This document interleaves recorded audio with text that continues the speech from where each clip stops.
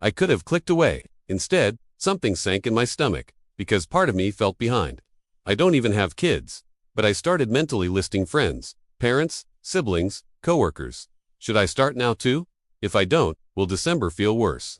Will I be the only one frantically shopping like it? 1998, while everyone else is calmly drinking cocoa by a fully decorated tree they VA had up since mid-November. That's the real cost of Christmas creeping into July, the mental rent it charges. You don't get a break from thinking about what you should be buying, who you should be planning for, or whether you'll be judged for doing too little. The expectation to perform Christmas correctly used to flip on sometime after Thanksgiving.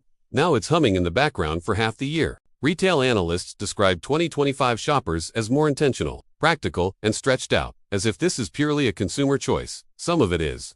People understandably want to avoid shipping delays and stockouts. They don't want a repeat of the pandemic years, when last-minute gifts got stuck in warehouses. They're also dealing with tight budgets, so they think, if I spread it across months, I'll feel it less. But I keep asking myself, are we really in control of this timeline, or are we just reacting to a schedule that retailers designed? Here's a quote that stuck with me from a retail forecast. Over half of surveyed shoppers noticed holiday advertising in summer or early fall, and a quarter made holiday purchases during seasonal summer sales last year. That tells you everything. Shoppers noticed early ads because they were impossible to miss and then changed their behavior. A quarter of people used summer events as holiday shopping opportunities. That's not a natural shift. That's design. There is also this subtle but important shift in language. It's no longer just Christmas or holiday season. It's gifting. Retail strategists talk about gifting occasions year-round now. They frame promotions as self-gifting, just because gifts, little escapes, blending immediate gratification with future obligation. One McKinsey executive even mentioned retailers threading the needle by focusing on generic gifting themes so they can talk to people in August without putting literal Christmas trees out yet. Translation: they want you in a gift-buying mindset all year, not just once. I started to notice how that mindset was changing my own behavior. Someone's birthday in October started feeling like part of my holiday spend. Buying a new sweater in fall came with a little justifying voice. This kind of counts as my Christmas outfit, right? Every purchase became part of a larger story about December, even if it had nothing to do with it. Christmas had stopped being a time and become a category. Here's what finally made me angry instead of just tired. Despite everyone starting earlier, average planned holiday spending in 2025 is still around $1,500 per person in the US, only slightly lower than last year and still massively high. People are not spending less overall, they're just spending longer. Surveys say nearly 80% of holiday gift spending will happen before Cyber Monday this year. Think about that. The so-called biggest shopping weekend of the year is now an afterthought. The real action already happened months earlier, quietly, when we weren't even officially calling it holiday shopping yet. So Christmas shopping started in July, and that's the problem. Not because buying something in July is morally worse than buying it in December, but because we've allowed a single holiday to sprawl across half the calendar, taking our money, energy, and attention with it. Instead of one intense, maybe slightly chaotic month, we now live under a permanent, low-grade hum of you should be planning, you should be budgeting, you should be buying. And for what? Are our holidays better now? Are families less stressed? Are people less in debt come January? Everything I've read and everyone I talk to says no. If anything, holiday burnout hits earlier now. By the time actual December arrives, lots of people are just done. They're sick of the music, the ads, the expectations. They've already been nudged and poked and guilt-tripped since the middle of the year. Instead of joy, they feel relief when it's all over. So what do we do about it? We probably can't stop retailers from putting out Christmas merch in July. The incentives are too strong. But we can decide when our asterisk season starts. For me, that's become a quiet line in the sand. I don't acknowledge Christmas shopping until December 1st. I don't click holiday email subject lines before then. I filter them out. I guarantee let Christmas in July messaging convince me I am being irresponsible for not buying wrapping paper when it is still 85 degrees outside. If I see holiday displays in summer now, I treat them like background noise, a glitch in the matrix, not a call to action. When a website pushes a holiday gifting tab at me in September, I ignore it. When influencers start their holiday prep content in early fall, I swipe past. I refuse to let someone else's calendar occupy my brain. That doesn't mean I'm perfect. I still get anxious sometimes. I still feel the pull when a limited time summer sale claims to have Black Friday level pricing on something I was kind of thinking about buying anyway. But that's when I stop and ask, do I actually need this now? Or am I just afraid of a future where I might regret not having bought it? If the only reason to buy is avoiding hypothetical regret, I close the tab. The deeper fix, though, is redefining what Christmas means in my own life. If the holiday is about buying, then of course it has to start in July.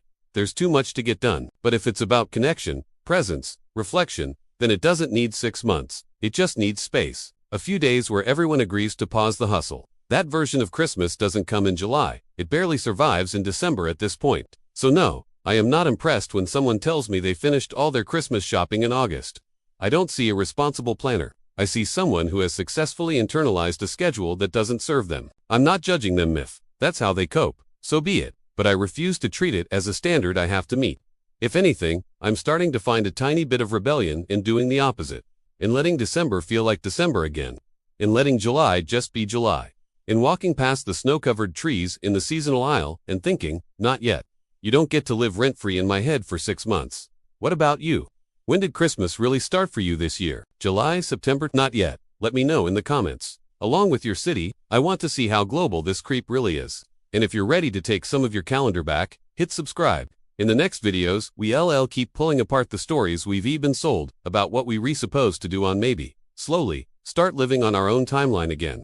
Christmas shopping started in July this year, and that was the moment I realized something was deeply wrong with how we do the holidays now. I was in a big box store buying sunscreen and snacks for a weekend trip, fully in summer mode, when I turned the corner and nearly walked straight into a 6-foot artificial Christmas tree already covered in fake snow. It was July. Outside, people were in shorts and flip-flops. Inside, the store was quietly telling me it was time to start thinking about December. Not just thinking about it, spending for it.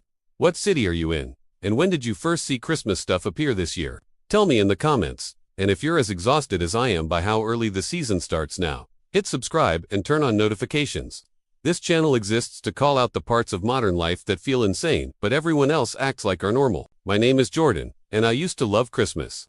I really did. As a kid, the holidays felt like this concentrated burst of magic that only showed up once a year. Decorations went up after Thanksgiving, not before Halloween. You'd see the first lights appear on houses around December 1st, and that's when it felt like the season had actually started. The time between the first Christmas commercial and Christmas morning was short enough that the excitement had somewhere to go. There was build-up, but there was also a payoff. Now that feeling is gone. It has been replaced by what advertisers have started calling a stretched season. They say it like it's a gift to consumers. More time, more choice, more deals. In reality, it's just more of the same pressure to spend. Holiday shopping in 2025 doesn't start with Black Friday anymore. According to multiple retail surveys, as many as 1 in 5 people had already started shopping by July, and almost half planned to do at least some of their holiday buying before Thanksgiving. What used to be a 4-week sprint is now a 6-month marathon. Retailers love to frame this as them helping us. They point to economic uncertainty, inflation, and high prices, and say things like start early to spread out your budget. And sure, on the surface, that sounds reasonable. If the average American still plans to spend around $1,500 on the holidays, like recent Deloitte reports suggest, stretching that over several months might ease the hit to a single paycheck. But zoom out and look at what's really happening. Despite financial anxiety, total holiday sales are still projected to hit well over $1.5 trillion in the US alone. The system isn't shrinking to match our stress. It's reorganizing itself to squeeze money out of us longer. The moment that really broke me this year wasn't the Christmas tree in July, though it was the email I got from a major retailer with the subject line, Christmas in July, lock in holiday savings now. Inside were full-on gift guides, toys, gadgets, personalized stockings. There were even early Black Friday callouts in July, promising that these were the same deals you would see in November. One of the big consulting firms even used the phrase Christmas in July in their 2025 holiday outlook, talking about retailers pulling holiday stock forward and setting up seasonal displays months earlier to have more time to sell at full price before discounts kick in. That's the twisted part. The earlier Christmas starts, the less it's about giving, and the more it's about capturing your wallet before someone else does. Big brands look at our holiday budgets the same way people look at the last slice of pizza.